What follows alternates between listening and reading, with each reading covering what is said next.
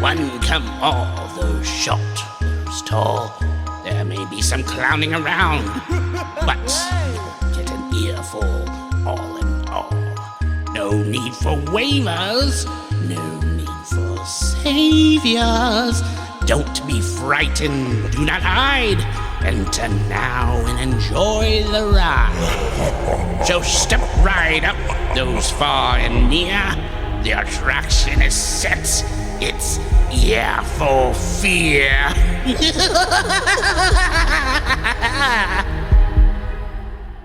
Hi, welcome to the Ear for Fear podcast. This is the podcast that talks about scary movies. Movies trying to be scary.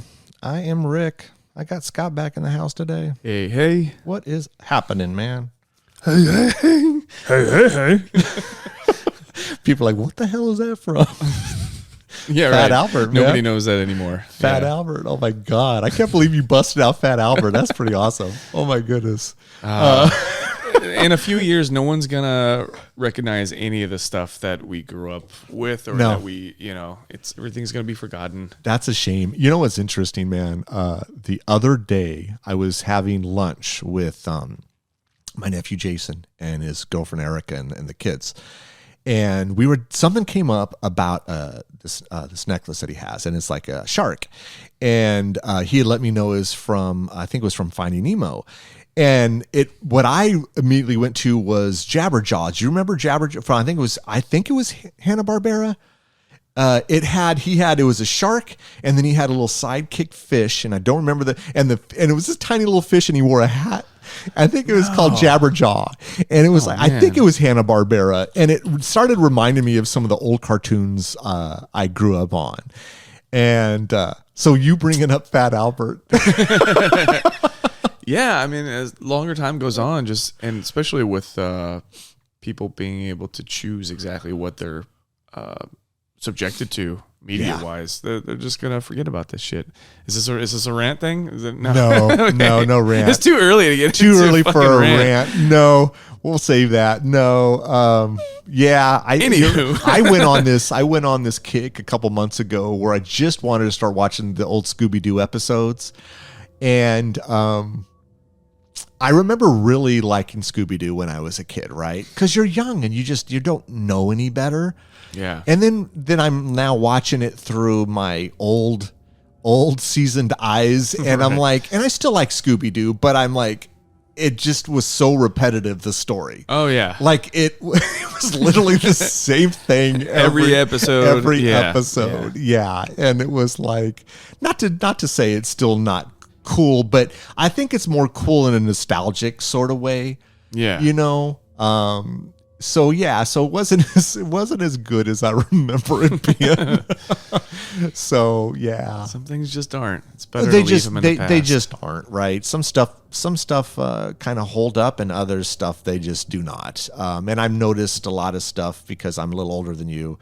Some of the stuff some of the stuff from like the 80s, they still hold a place kind of dear in my heart. But the reality is some stuff is really good and some stuff is not good at all. And I'm holding on to that childhood memory of maybe the first time I saw it or whatever memory it brings back at the time I was a little kid, Yeah, right. And that's what I grab onto. And I think we all do that, right? I think we do. Yeah.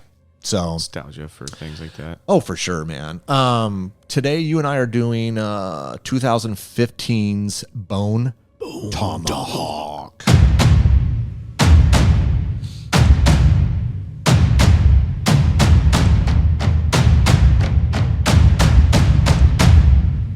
Bone Tomahawk. I had never seen this. I had heard of this one. This is directed by S. Craig. Is it Zahler? Is that how you pronounce his name? Zahler. Zahler. I don't know. Apologize if I'm butchering his last name. He's done some other movies. Did you ever see Brawl in Cell Block 99? No, that was on my watch list because I saw a trailer for that, and I saw Vince Vaughn with the shaved head with at least like an ex like skinhead or something like that. I don't know if he's an ex. I'll be honest. Like I saw it a couple years back, and I'm trying to remember what he was. Maybe maybe some sort of something like that. Yeah. And dude, you need to check this movie out. I want to, yeah. And then I saw he did another movie, and that had pretty good reviews too. Is that Dragged Across Concrete or yeah, right. Yeah. So this guy he has a style about him. Sure. I can't remember. I almost want to say I watched Dragged Across Concrete, but then I'm like, maybe I just watched the trailer. I can absolutely tell you I did watch Brawl in Cell Block 99, and that is a badass movie. Sweet. You would love it. Okay. You would love it, dude. Like, seriously. Like, he definitely has this style about him. When there is violence or deaths, oh, dude, he goes over the top. He isn't messing around. And the thing is with well, I don't know. Over the top isn't quite the word, because when you say over the top violence, I do think of Quentin Tarantino, but that's not. So there's like this, like in this movie, the violence is out there and it's not pulling any punches, but it is not there to. It's not there to entertain you. It's there to serve a purpose. As like, this is brutal. I agree with you. Then I would say in Brawl in Cell Block 99, that's what he did. Yeah. Like, there is a scene, dude. There is a scene. I think I was telling Darren this. This one might have been yesterday or something. That there's this scene. Spoilers for this for movie Cell that Block. I want to watch. I don't want to spoil it for you, but there's this one. Okay, you watch it and we'll talk. I want to watch it. It's been on a list because this company RLJ Entertainment. Yeah. They do a lot of good movies. They do. And I think Mandy was like one of the first ones I bought, and I think there was a trailer for that movie, and I think Bone Tomahawk. Yeah. And I was like writing things down. I need to watch this. I need to watch this. You'll like that Brawl movie. Vince Vaughn is great. I think, is it Jennifer Carpenter? I always. The sister in Dexter, is that her name, Jennifer Carpenter? I always get her. I know it's Carpenter. I always get her first name messed up. Oh no, never seen that show. Yeah, you never saw Dexter? And Dexter was good for about 4 seasons, and then it just kind of tailed off. But she's in it. I think she plays his wife. Dude, killer movie, man. If you like Bone Tomahawk, you're gonna love this. Sweet. Yeah, seriously, man. I guess you want to do a quick synopsis, or you want me to do it?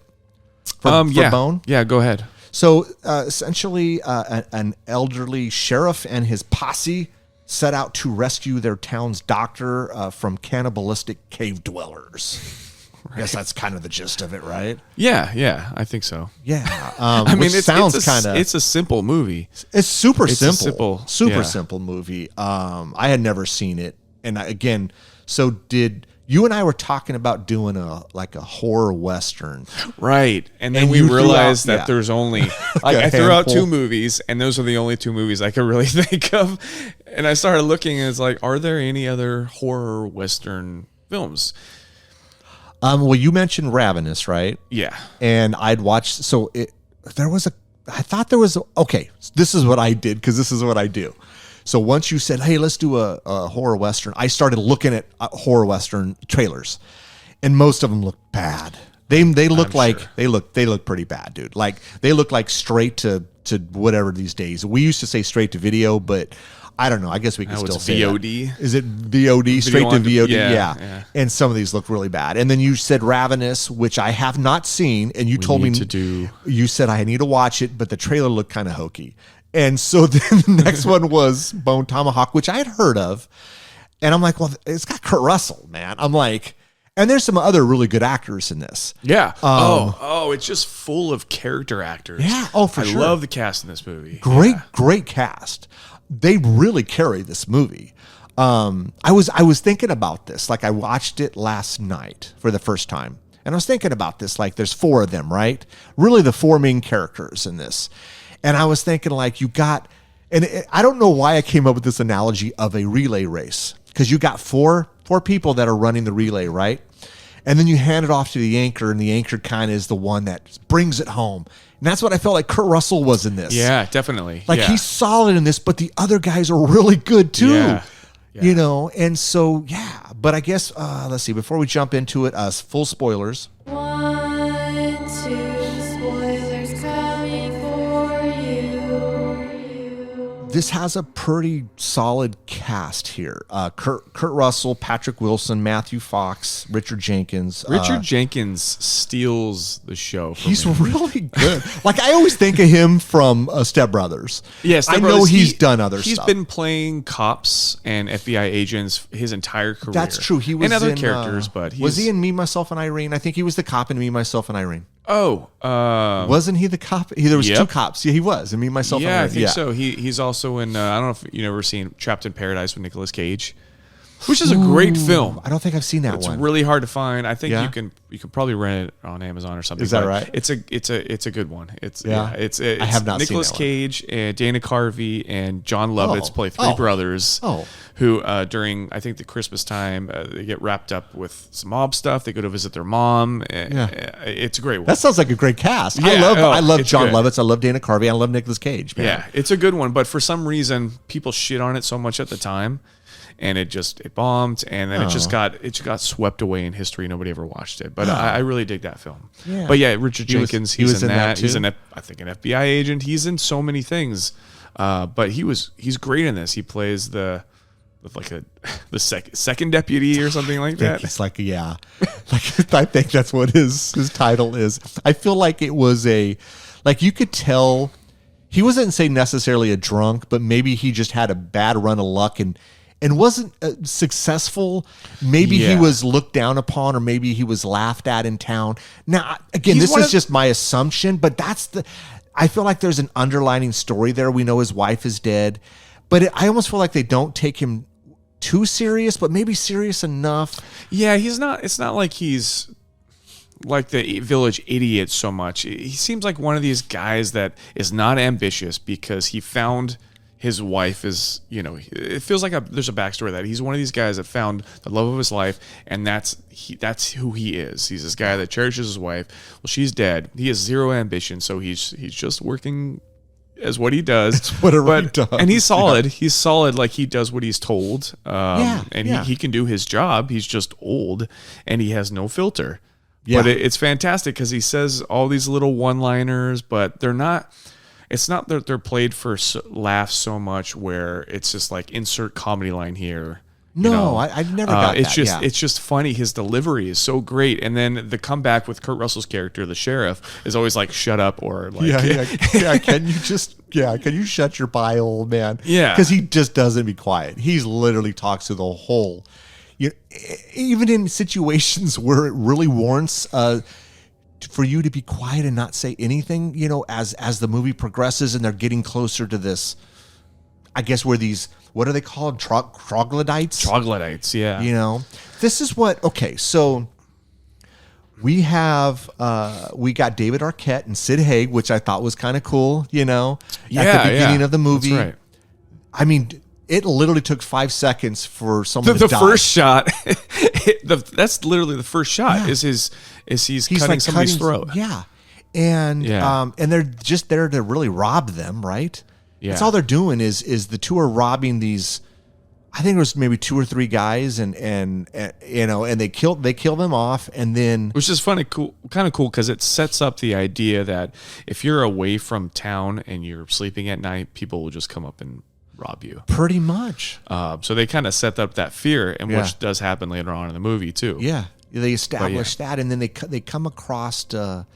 As they're, because they hear horses, so they're like, "Oh, we better get out of here." So then they come, because they think it's a party coming to, like other marshals or deputies or something. Yeah, basically. Yeah. And so they come across kind of this burial ground, right? Kind of like a burial ground. Yeah. Like I felt like it was an homage to Pet Sematary or something. Didn't it kind of look like the cemetery in Pet Sematary? Kinda, it had that feel to me. Some sort of sacred ground where there's stuff all over the ground, and there's skulls rocks, everywhere. Skulls, like different things, and they come across this tribe, and Sid Haig's character, I think his name is Buddy. I think his character's name is Buddy. Oh yeah. He gets killed, and then somehow, this is what I didn't understand. How did Purvis, which is David Arquette's character, how did he get away? I will tell you this. I loved this movie. I really enjoyed this movie. Yeah. Because first of all, I love horror and I love Westerns. I personally believe we don't have enough Westerns anymore. Like, I Oh, feel sure. like it's a genre that people just forget about. And I don't know why. Is it Yeah. just because it's not as popular? Because I love a good Western, dude. I'm a sucker Oh, yeah. for it, man. I grew up on a lot of the Clint Eastwood stuff. I would say, I know a lot of people like grew up on the John Wayne stuff. And then me, it was Clint Eastwood. And so there was a lot of Westerns of his. It was a genre that was so popular in the, the 50s, 40s and 50s on Yeah. TV and everything. And then you get into the 60s and then it just kind of went away. It had its, I want to say, the Man with No Name, that trilogy. And then, of course, Clint Eastwood did a ton of other ones. Yeah. Those were, I want to say, 60s. And then you still had 70s. You had a small influx in the 80s. Like, I remember Pell Rider, Clint Eastwood. Yeah. You had Silverado. Yeah, that's what, mid-late 80s. I think that was late. I want to say that was mid-80s. For some reason, 86 is jumping out at me, but maybe it's a little later. Those are kind of the last hurrahs It was. of the genre. You had Unforgiven, but I thought Unforgiven was early 90s. 94 or Tombstone. something like that. Yeah, so after the Yeah. 90s, you can count on your hand how many great, it's like a few. Dude, Quick and the Dead. Quick and Yeah. the Dead is solid. It's it's not That's like a Sam Raimi film, right? I think it's Sam Raimi. It's a goofy one. It's not like it's a horrible movie. It's got a solid cast. Early Leonardo DiCaprio. Yeah.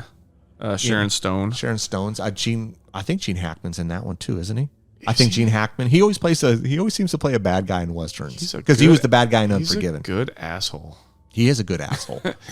But it just, when's the last? Okay, other than Bone Tomahawk, when's the last time you've seen a?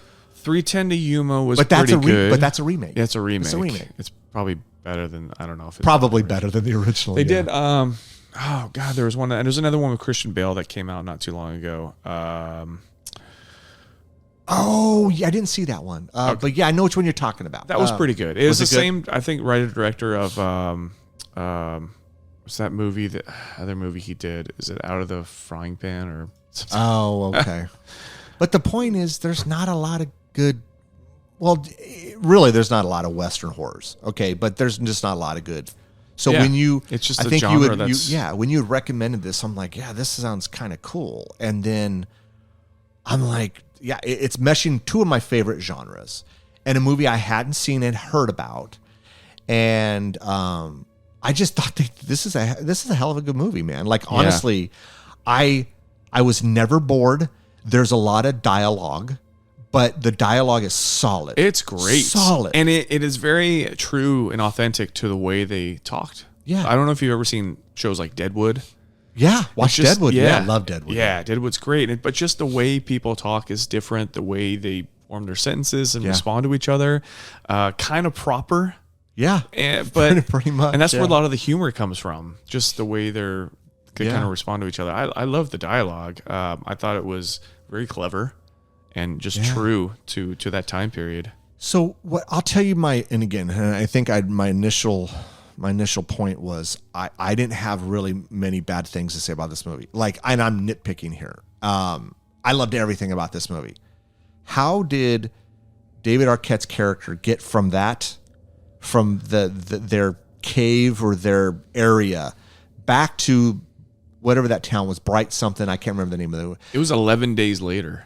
That was 11 days. So Yeah. that's how, but they didn't follow, but they followed him. They followed him. Yeah. So how, but he didn't have a horse. He was on foot.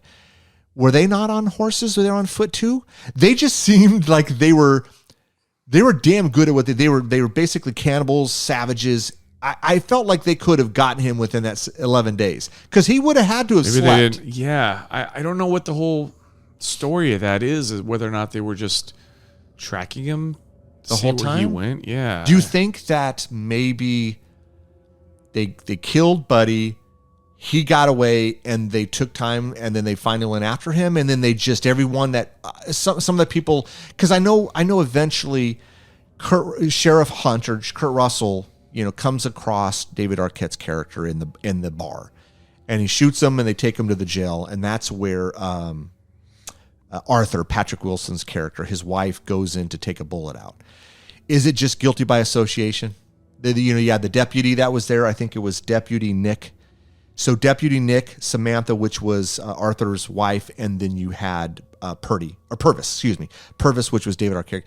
They took all three of them. Yeah. Was it just because they were just so. Wrong place, wrong time type? Yeah, I think they were tracking him, but I think they took them because they're cannibals, and if they can, They didn't make too much noise in the town. They basically.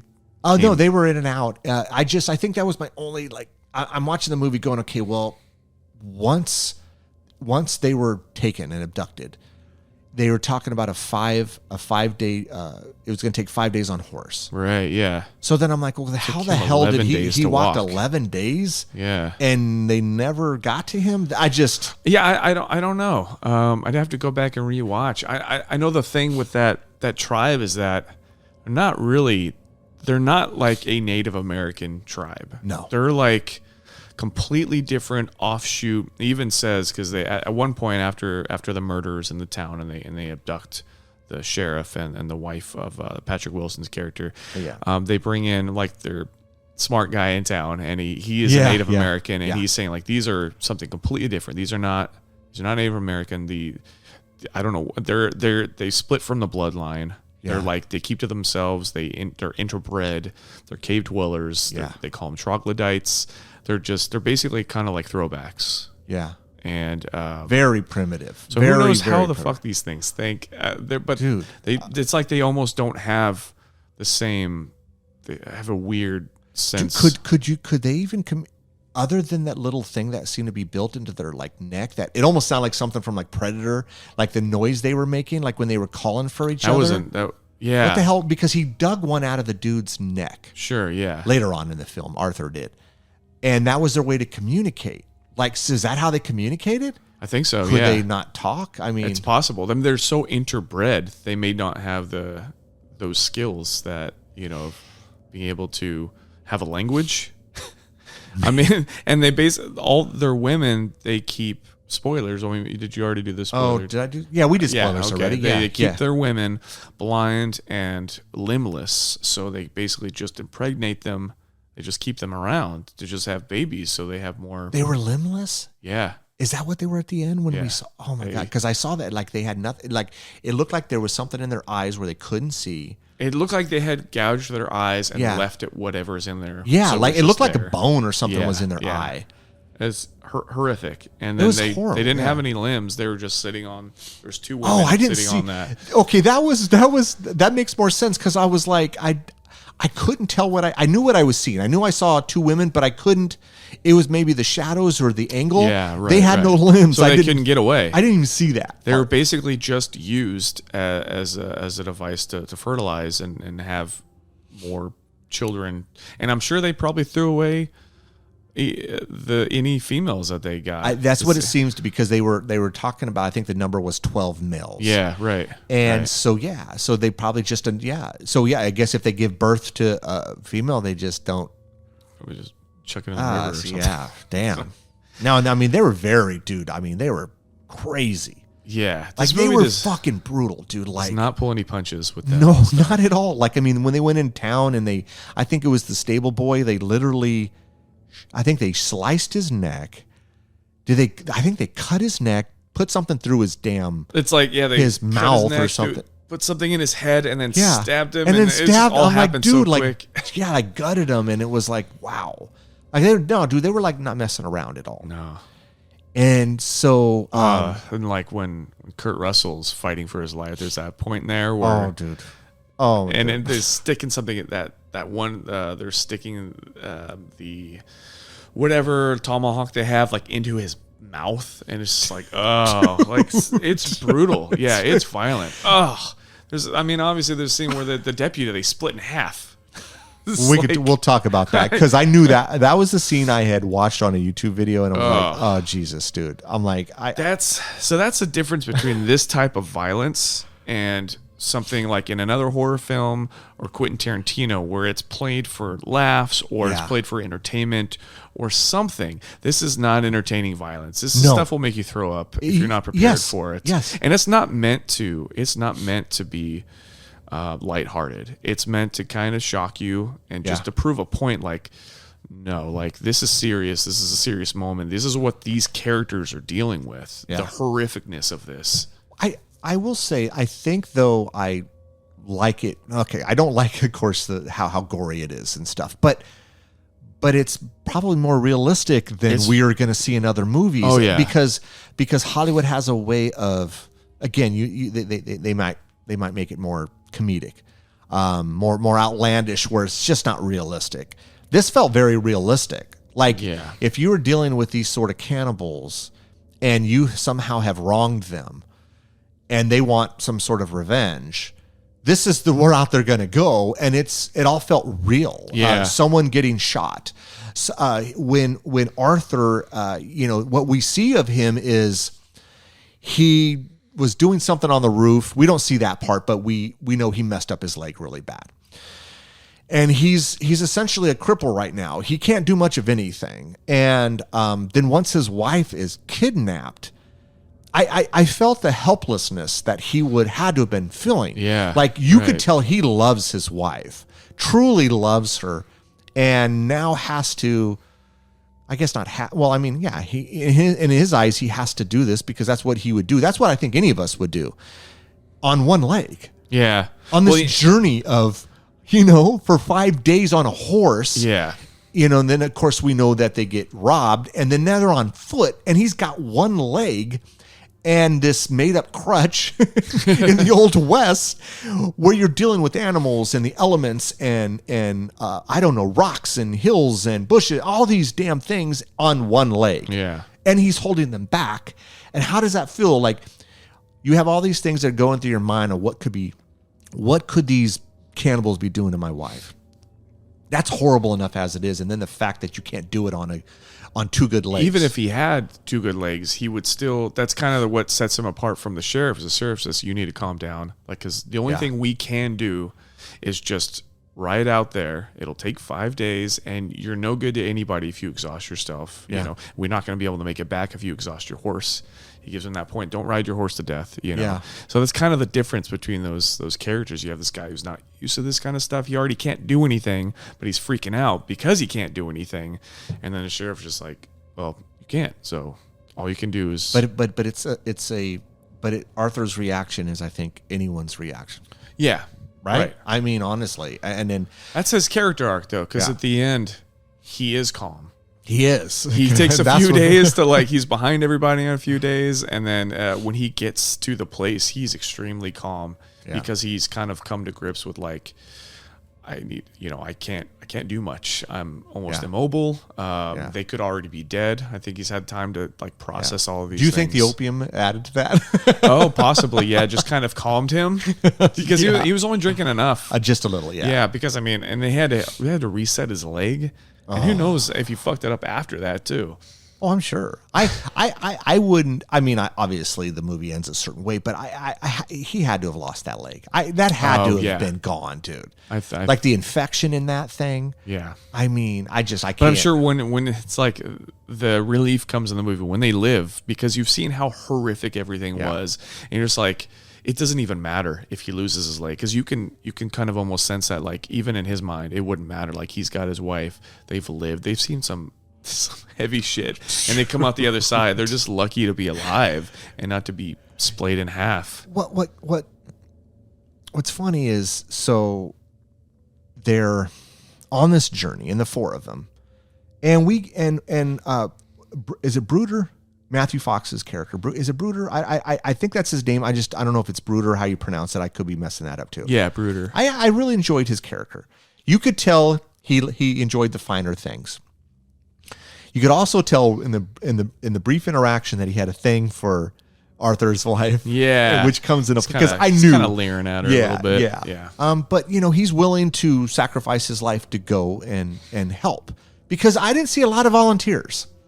No, the smartest guy in town knows not to go there. The Native American. Native American. Yeah. He's like, I'm not going because I don't want to die. Yeah, you're gonna die. He basically tells him straight up, like, you're all going to die. what other characters in town? You really only have the Well, you have the guy who owns mayor. the bar. The guy who owns the bar. The mayor. Yeah. Was that his wife, the mayor's wife? Was that what's her name? Young? Sean Young. Sean Young. Yeah. I'm like, I haven't seen her in a million years. I know. And I thought that was her. Yeah, that's her. And then you had like, It's like, oh, yeah, I was like, she's acting still. Okay, cool. yeah. Honestly, it didn't seem like a big town, and it didn't seem like anyone was volunteering to go. So you just have the four of them, and one has, one's super old, and one has one leg, and you get this impression that Sheriff Hunt, Kurt Russell, and Bruder Matthew Fox they can hold their own. Yeah. They can hold their own. Yeah, and they do. And they do, I think, for the most part. But there are scenes where they're not trusting anyone, especially Bruder. He doesn't trust anyone. And then and so there's a conflict there. Yeah, there's a scene where two guys come up on them. I don't know how late it was at the time.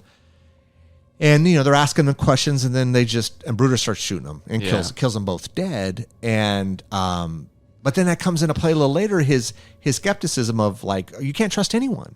You can't trust anyone. If they're coming up on us in the middle of the night, there's no good coming out of this. He's kind of shown to be right, But I think pretty much. But then the point of the sheriff is like, well, we have to give them that opportunity. But I don't know, man. It's funny because he does shoot those guys, and I think the deputy. Chicory, he goes over there. Doesn't he see a gun? Chicory saw. I think he saw. Well, I thought he saw a cross. But Was there also Patrick a gun? Wilson's character asks him like, "Were they armed?" And he's like, and he says like, "Sort of." So I think the one guy who wasn't supposed to have a gun, I think he had a gun. Oh, he did. Yeah. Okay, so and it was his way of like saying, like he didn't want to admit that like Bruder was right because he was going against the sheriff, and he was like a company man, He was. He's there loyal. There was a few scenes where he's like, you can't talk to the sheriff like that. Yeah, right. The sheriff's calling the shots here. But as the movie went on, Bruder, he knew his place, and he was respectful of certain things. They kind of started to see that he was, he's pretty good at what he does. Pretty good. He bragged about killing over like 100 something Indians, and women and children, and he had no qualms about it because his mom and his sisters were killed by Indians. I think, It's like that's its own. Yeah, that's its own thing. It's his shit that his characters do. He may not be right, but he's there for the same reasons they are. To get the guy's wife back, to get Samantha back, and hopefully Deputy Nick. Poor guy. Right, because I'm trying to think. There was Deputy Nick, and then Samantha. Oh, and then of course, Purvis really was, dude. We knew he wasn't gonna. That was David Arquette. I think they said they ate him. They ate him up. They're messing around. I wouldn't with have minded seeing a head or something. Something, right? something like on some sort of wood that's like pushed into the ground. Some spear or something. It's just sitting. The head is just sitting there. But then there's a scene where as this journey goes along. I want to say I think it was Arthur wakes up to Bruder being attacked, and then Bruder gets a knife in the shoulder or something, and then their horses get stolen, and then now they're on foot, and I'm like, Jesus, man, like I just feel this guy's the pain and the angst that he's going through, man. I felt so bad for him, man. And I guess that's the whole point of it, right? Yeah. I mean, it's like excruciating.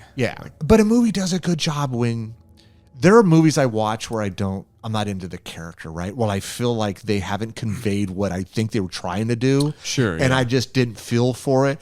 I think I really felt for all four of these characters. Right, yeah. But especially Arthur and his journey to try to see if his wife is still alive. Mm-hmm. I mean, it's just a shitty feeling. Yeah. And this helplessness that I have to do all of this on one leg. Yeah. And then come in later, like a day or two later than the other guys because they kept on and he was so far behind. And they would leave those rocks as like, okay, follow this path. Right, yeah. And he doesn't know what's going on, because we kind of get to see what happens to the three characters and as they enter the kind of the boundaries of this troglodytes area and the caves and everything. And then, cut to poor O'Dwyer, and he's like coming 2 days later, and he doesn't know what the fuck's going on, and he's high, and he's got the opium, and he's taking naps in between and resting and all these other things, and yeah, dude. I mean, what I'll say is when they got into that area, like it was immediate. Like it was like this tribe blended in, and you almost didn't see them until it was too late. Yeah, there's so many shots where they just kind of just pan the camera, and all of a sudden there's a guy there with a tomahawk. They're there, and they're cutting off a limb. Or didn't they cut off? Oh, they cut off Bruder's hand. Yeah. It happened so fast. They just got, they all got attacked like all at once. Just like that, dude. And then I think, let's see. I want to say, did Kurt Russell, did he get an arrow at that time? Yeah. In like the shoulder or something? And then they killed two of them. I think they killed two of them. But in the meantime, Bruder lost his hand. I mean, the dude was going to bleed out, man. And so he did what he could with the gun. And in the meantime, I think Kurt Russell and what was it? Richard Jenkins' character, is it Chicory? Chicory, yeah. He started making their way. Dude, but then, I mean, they were already, they tried to leave. They tried to go back, and then they got attacked again, and that's where... They tried to go back? Yeah, they tried to go back, and they got attacked at the kind of the entrance again, where they left all their stuff. And that's where the scene where what was that? Was it like a tomahawk, or was it some sort of like... It's like the handle end of the... Dude, it was really like a jaw of like a horse or something, because they were using those and filing them down, because you could see teeth on it. Yeah. And he's sticking that, like he was trying to strangle him, and Kurt Russell wasn't giving up. And then he just, sticking that thing right in his... And then they hit him over the head. Knocked him out, yeah. Drug them up the side of the mountain into the cave. And this is where we see Samantha. She's still alive. Yeah. And it looks like Deputy Nick is still alive. Just kind of brutalized. Brutalized, yeah. And then they lock him into these... dude, they were kind of cool. I dug these cages that they made with these big, long pieces of wood, and it's somehow locked in. I was like, damn, this is... For people this tribe to be so cannibalistic, or... They were, I thought they were very smart in certain things that they did. Yeah, they have their own things that they do, and they have that worked out. Yeah, it's like they're all over the place when it comes to everything else. But dude, the scene, man, with Deputy Nick. Holy shit, that's a dude. rough scene. Dude, that one is brutal, man. Yeah, that's probably the toughest one to watch in the movie. It's hard watching somebody who's still alive and who's They scalp him. They scalp him, and then they take while he's screaming. That's the stuff that's rough. And then they take they stick a scalp in his mouth, and then they stick some sort of knife or so. I don't know what it was. Maybe a piece of bone or something right through his mouth. Then they flip him over and basically, I want to say almost cut him in half, essentially from the junk. From the junk. Junk up, but flipped upside down. From the, as you were saying earlier, or what was it, the ding dong area? I think that you were talking about the ding dong in the in Life Force. The ding dong area all the way down, and ripped him in. Dude, that was that was gnarly, man. Yeah. That was so gnarly. It really does give you the weight of the situation, what they're dealing with at that point. These things just have no concern. No. They're basically just torturing these people, and weren't one of them eating part of him afterwards? Yeah, I think they had like a leg. It's like a cut to later, and he's just standing around with like a leg. It's like he was eating a piece of chicken or something. Yeah, it was like a drumstick. Yeah, it was just like, what the hell? And then they come up with this idea, like they had. Now, what was in the was it?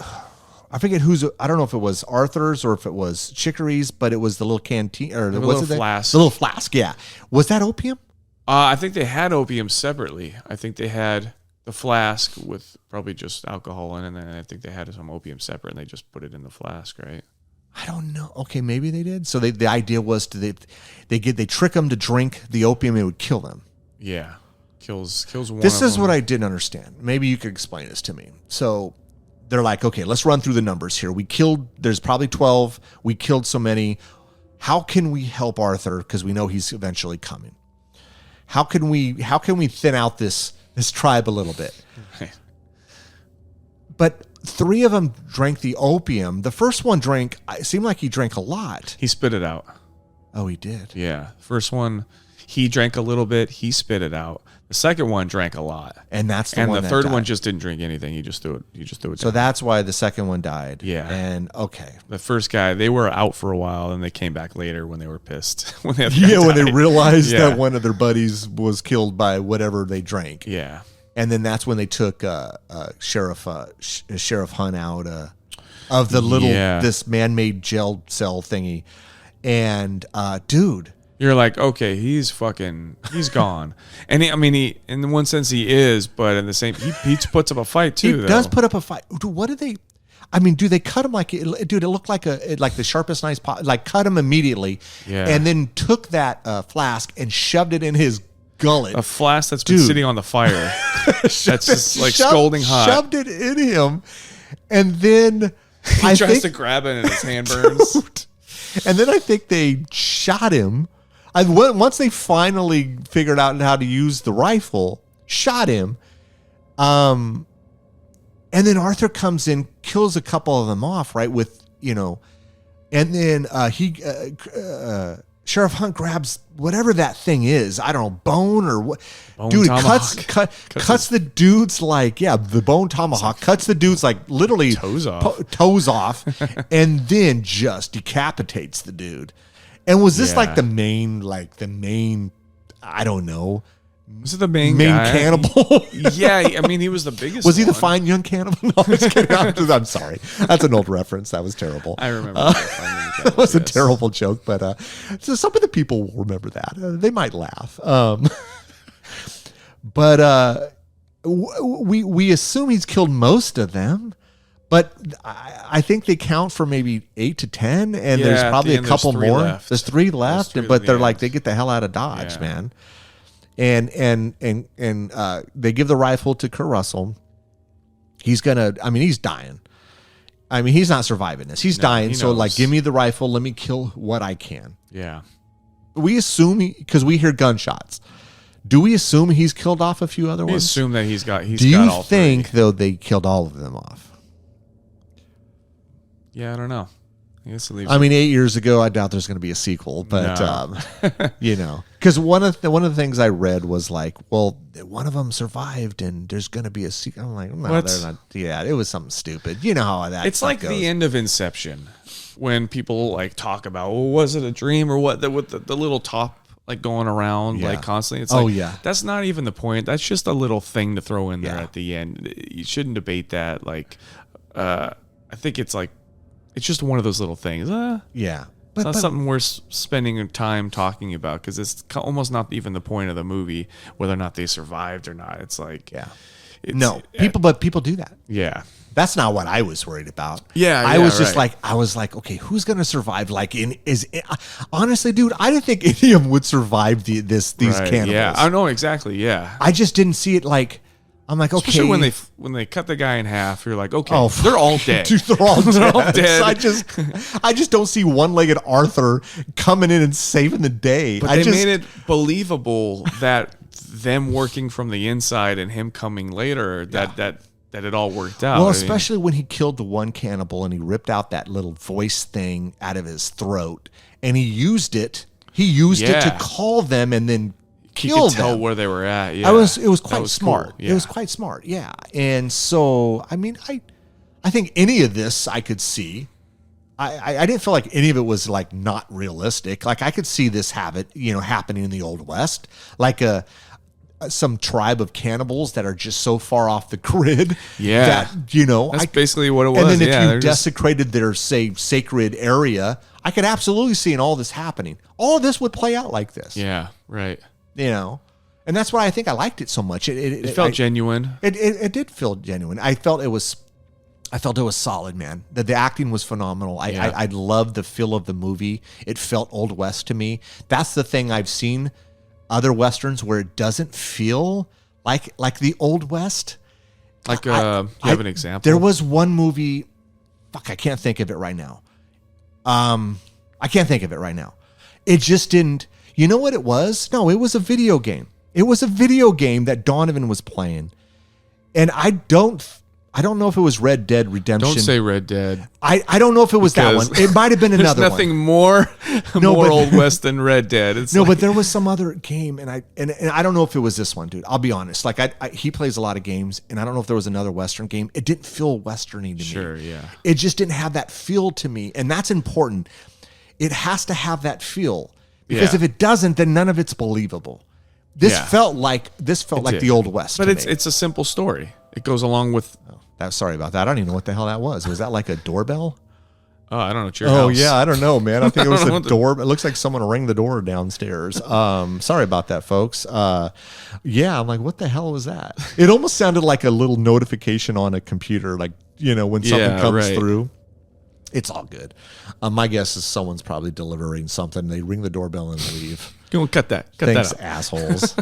No, I love shit like that though, because then I love when, not all the time, but when something like that happens and you can't control it, like, because that's Sure, life, yeah, right? right. That's what life is, right? You can't control everything, Right. so it's okay. Like I think the one episode where before we recorded, I told everyone to turn their cell phones off, and then I left mine on, and it went off during the filming, during one of our earlier episodes. I was like, oh my right. god, I feel like a total ass right now. But no, man. I mean, this. I thought this was a great movie. I really enjoyed it. I thought that they meshed the two genres really well. Like this could have been really bad and a real crappy movie, but the Yeah, fact that you yeah. somehow got all these guys to the Kurt Russells and the Patrick Wills, like I felt like you got a real solid cast. You got them to join the movie and then really buy into what you were doing. Because I could see a lot of people not wanting to do something like this. Well, plus it was a super low budget film. Had I to. mean, have been. I'm looking at it right here. It says 1.8 million. Oh my god, that's nothing. Kurt That's- Kurt Russell alone, he probably was like, Yeah. I'm good. I'm good on money. I'll do this for you. It's that's crazy. Even low Patrick these Wilson, days. if you think about it, I mean, he's been doing solid stuff for a while. Oh yeah. He's part of all those Insidious movies. He right? does Or, Insidious. He's done some other. I think is he in he's the Conjuring He's in movies, Conjuring right? as well. I don't. Yeah, he's a working actor. he's a working actor. Matthew Fox. I don't really see him in a lot of stuff. Matthew but Fox is the only. So I like his character. I like the character of Brooder. The only actor that I thought really wasn't up to the same caliber as the rest of them, I thought was Matthew Fox. And I thought there was like at points, it's like that character was almost where it should have been.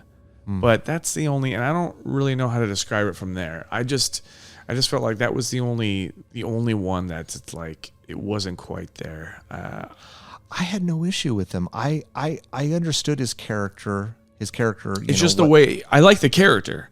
It's just the way he played it. Really? You Yeah, think so? it just felt like the way he played it was just because everybody else is so perfect for their roles. Yeah. They're so comfortable. Like Richard Jenkins, the way he talks Yeah, is he so was really good.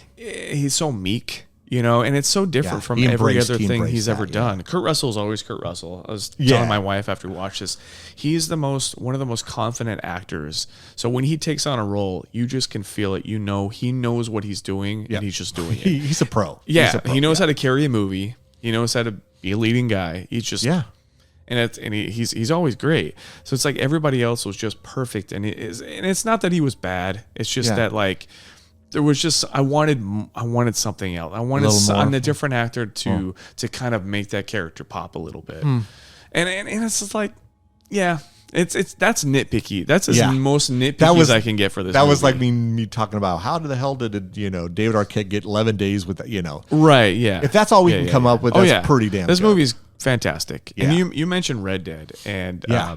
I'm a big fan of Red Dead Redemption and both games. Yeah, Red yeah. Dead Revolver, and this movie did feel like, because I played those games and there are horror elements in those Yeah, games. yeah. So like there are certain missions where it's kind of freaky. You have to Yeah. do things like what they're doing. Yeah. And it really reminded me of like certain missions in some of those Yeah. games where you're going after cannibals or with a Yeah, posse for sure. or something. I'm trying to remember what game it was. I hope it wasn't the second one.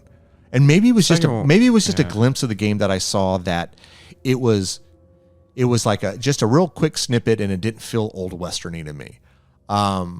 I just don't recall. And I thought it was that game, but maybe I'm wrong. I don't know. Maybe there's some other Western games out there. There are a few, and they're not very good. No? Okay, so it could have been one of those. I mean, But I don't know. Like, nobody even plays those anymore. Right? No? Okay. Red Dead is like the only one that anyone even plays I swore anymore. it was the second one. Because I was watching him play, because I was just in awe of the just the graphics and what they do these days with these games. It's just phenomenal. And maybe it was just this small little snippet of the game, and I just felt it didn't have that. It didn't feel old Westerny to me. Like it just didn't. But maybe the rest of it could have been a minute of the game, but the rest of it, I don't know. Sure. Yeah. I don't play the games, so I just, I'll base it off of what I was seeing. And this though had a great feel. It had the Western feel. It had it had the horror elements. Had a great cast. I thought it was I would absolutely tell people watch this movie. Yeah. I mean, totally. there are some people that can't handle that type of violence. Yeah, I mean, it is rough. It is rough. If you get squeamish, because it's not that it's like gory, like blood everywhere. Like there's a lot of violent films, but they're all a lot of them are lighthearted, or violence is used as a tool, as a commentary, or some way to move the plot forward, or it's not as heavy. Like this is heavy. Oh, it's heavy. It is. This is like disturbingly realistic, to make you feel what the characters are feeling, that they're fucked. Yes, pretty much. Yes, pretty much. This is the most horrific thing that they're facing down. Yes. Luckily, it's not like riddled throughout the movie. No, but when that would be too much. There. That would be too much. Oh, way too much. And that would be like played for shock value, which I don't really like. Like a Terrifier to me in my eyes. Oh, right, Terrifier exactly. Yeah, I fuck those types of things. Yeah, it's just enough to show how kind of realistic what the shit that they're dealing with. For sure. With this sort of tribe cannibal, whatever the hell this is. I mean, and kind of like. So I got the sense from this movie that I don't know what the main, if there is even one theme to the movie, but there's a moment where the Samantha O'Dwyer, the wife of the guy who's broken his leg, they're going after the save, and she's in there, and she calls them all stupid. Oh yeah, because they idiots, even went after her to begin with, and she's just like, they're trying to come up with a plan, and she's like, you guys are idiots, you're all idiots. And from her point of view, because at that time women have no power, and men, from her point of view, she does mention something like, men are just, you're idiots, and you're always messing up the world, you're always screwing things up. I can't remember what the exact quote is, but it's something to that effect. And obviously she's right, and that's kind of feels like the theme a little bit of the entire movie, that because the tribe, they keep their women limbless, blind, and they're just destructive as all hell. And these guys they're trying to fix the situation, but they kind of also made things worse by even attempting to rescue them. So it's just men, people in power, humans, just being destructive and just not even knowing what the fuck they're doing. And then the violence is kind of added to that. Like, there's shit that happens in the world because people are idiots. They don't know what they're doing. Absolutely. They're just all the time.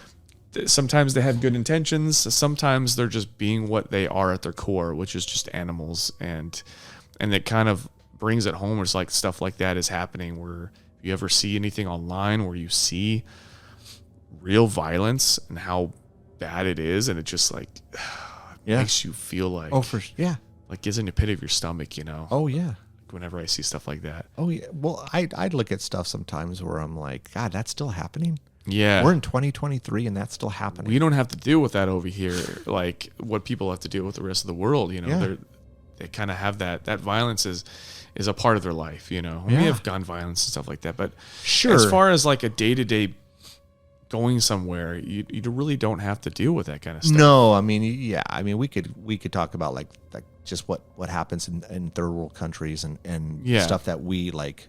We're like, oh my God, really? Right? Yeah. Like, and then we bitch about, I don't know, losing cell service for a second and being inconvenienced, and then all of a sudden, but people elsewhere, they're dealing with shit that we can't even fathom. Like, it's, like you got to be worried about and being in Myanmar and having just bombs randomly go off and kill over 100 people, stuff like that. We don't have to deal with that. Yeah. But it was kind of a reminder to me For sure. about what we are as people, and we just destroy things. And I can see from a woman's point of view that it's just like you're just destroying. What are you doing? Yeah, exactly. Even when you're trying to help things, even the intentions were good, but look what you did. Yeah. And I got that. That kind of felt like at that moment what kind of tied the movie together. For sure. But but what I loved about it was the sense of just a Western. God, yeah. I love Westerns. I think a lot of people don't do Westerns anymore because that's not an opportunity to do fucking CGI and everything. You have to have things real. It's a slower pace, and kids aren't used to that these days. No, they're not. It's different. The generation is different. Yeah. You have to build real sets if you're doing a Western because it looks stupid if you're going to have a CGI church in the background. Or a CGI town. It just looks so fucking dumb. Yeah. So you have to build kind of real sets or shoot at real places where they still have those like ghost towns or on sets. And again, it is like when they could I think studios would just rather film against a green screen. It's easier to do that. Yeah. It's hard to market a Western these days because of the kids. You're right, though. I mean, it's kind of this lost genre that, you and I appreciate it, and there's lots of other people that appreciate it, but I don't know. I don't know what cutoff that would be. Anyone 25, 28 and younger, they have no appreciation for it unless they were a sort of real film buff, really into watching a film movies. buff, or like say their parents, like say myself, would have introduced them to these movies, but for the most part they don't. And I'm sure, like you said, the studios can't really market these things. They're not going to make a ton of money off of a Western anymore. They're just not going to do it. Right. So it's a bummer. I hope we get them here and there. That was one of the points in the movie where it was like we're like a half hour in the movie. The movie hasn't even really started because they haven't been attacked yet. The troglodytes haven't come to the town yet. Yeah. Like nothing's really happened.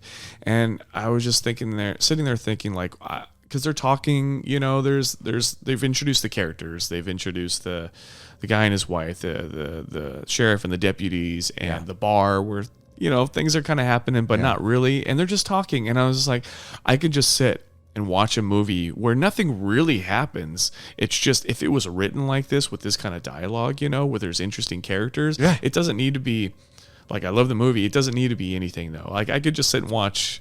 It's like Deadwood. Like I can just sit and watch that, But I think you can get away with that in a Western. I don't think you can get away with that in a lot of other movies. It's just, you can't. Yeah. It's something alluring because it's such I agree. A mythical thing that we've built up in through film over the last 80 years or whatever. That it's something. Who knows if even the West was really even like that? We don't know. I mean, people know, but I mean, it's not as romantic. It's more romanticized than it actually really was. So we're like in love with this. What film has done with the Western genre? Oh, for sure. I mean, you take the old like the Billy the Kids or all these other I don't know, murderers and they somehow glamorize them in Hollywood. They did that live shit with Young Guns comes to mind. Right, right? I mean, Billy. I love those movies.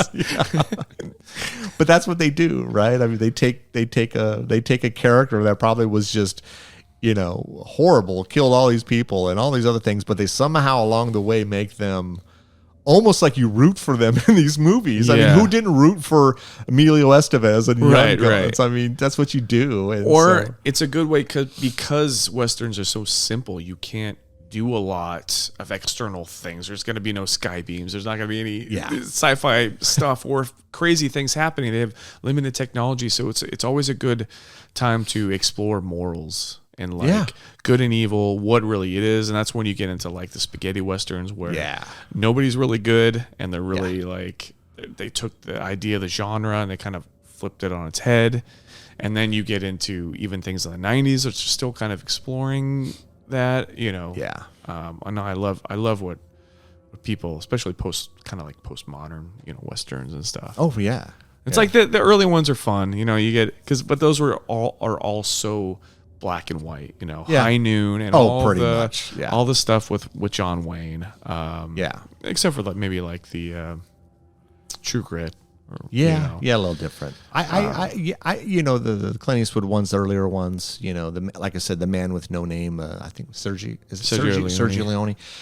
That's those are great, but those you see enough of them, they kind of follow. I liked what they did with say Unforgiven.